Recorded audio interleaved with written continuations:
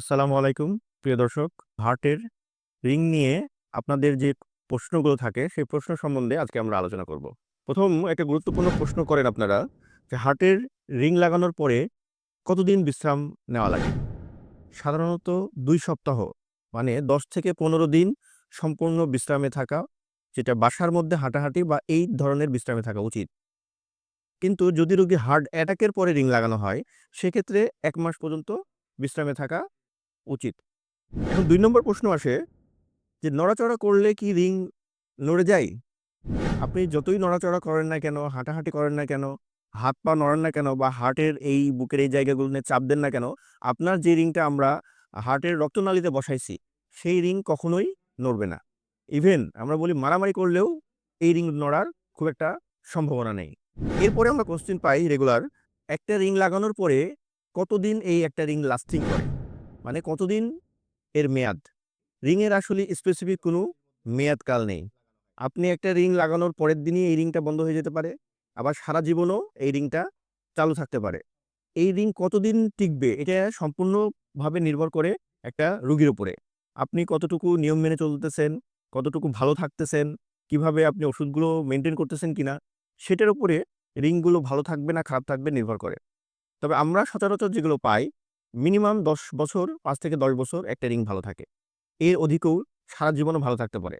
এর মানে এই নয় যে ৫ বছর বা ১০ বছর পর রিং নষ্ট হয়ে যাবে। রিং ভালোই থাকে। রিংয়ের আশেপাশে আপনার জীবন মান উন্নত না করার কারণে এই রিংগুলো আবার বন্ধ হয়ে যেতে পারে। সুতরাং নিয়ম মেনে চললে রিং দীর্ঘদিন এমনকি সারা জীবনও ভালো থাকতে পারে। এরপরে একটা গুরুত্বপূর্ণ কোয়েশ্চেন আপনারা করেন, রিং লাগানো ভালো নাকি বাইপাস করা ভালো? আসলে এইটা রোগীর উপর নির্ভর করে। যেই রোগীর জন্য রিং ভালো, সেই রোগীর জন্য রিংই ভালো। যেমন যাদের অল্প ব্লক, ছোট ব্লক বা যাদের হচ্ছে যে অনেক বয়স হয়ে গেছে, বাইপাস করলে রিস্ক বেশি আছে, হ্যাঁ? বা ১ টা বা ২ টা রক্তনালীতে ব্লক, খুব মেজর ব্লক না, রিং লাগানোর জায়গা আছে। তাদের ক্ষেত্রে অবশ্যই রিং লাগানোটাই উত্তম। এখন বাইপাস কাদের জন্য উত্তম? যাদের ধরেন অনেকগুলো ব্লক আছে এবং এইটা রিং লাগালে লাস্টিং করার চান্স কম, তাদের জন্য বাইপাস করা ভালো। আবার যাদের ডায়াবেটিস আছে, হার্টের পাওয়ার কম, অপারেশন করার মতো, তাদের জন্য বাইপাসও ভালো হতে পারে। একটা পেশেন্ট রিং লাগানোর পরে অনেকে জিজ্ঞেস করি যে আমরা এমআরআই বা সিটি স্ক্যান এগুলো করতে পারবো কিনা?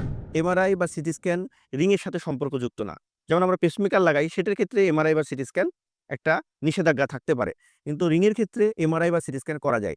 তবে ১ম ১০ থেকে ১৪ দিন বা ১ মাস পর্যন্ত যদি খুব বেশি দরকার না হয়, তাহলে এমআরআই বা সিটি স্ক্যান না করাটাই উচিত। রিং এর দাম কেমন? এটা সাধারণত একটা সরকারের ট্যাক্সের উপর ডিপেন্ড করে বা সবসময় একটা দাম নির্ধারণের উপর ডিপেন্ড করে। তবে বর্তমানে যে দাম নির্ধারণ করা আছে সে অনুযায়ী সর্বনিম্ন ৳৫০,০০০ এবং সর্বোচ্চ ৳৯০,০০০ রিং আমরা ইউজুয়ালি ব্যবহার করতেছি।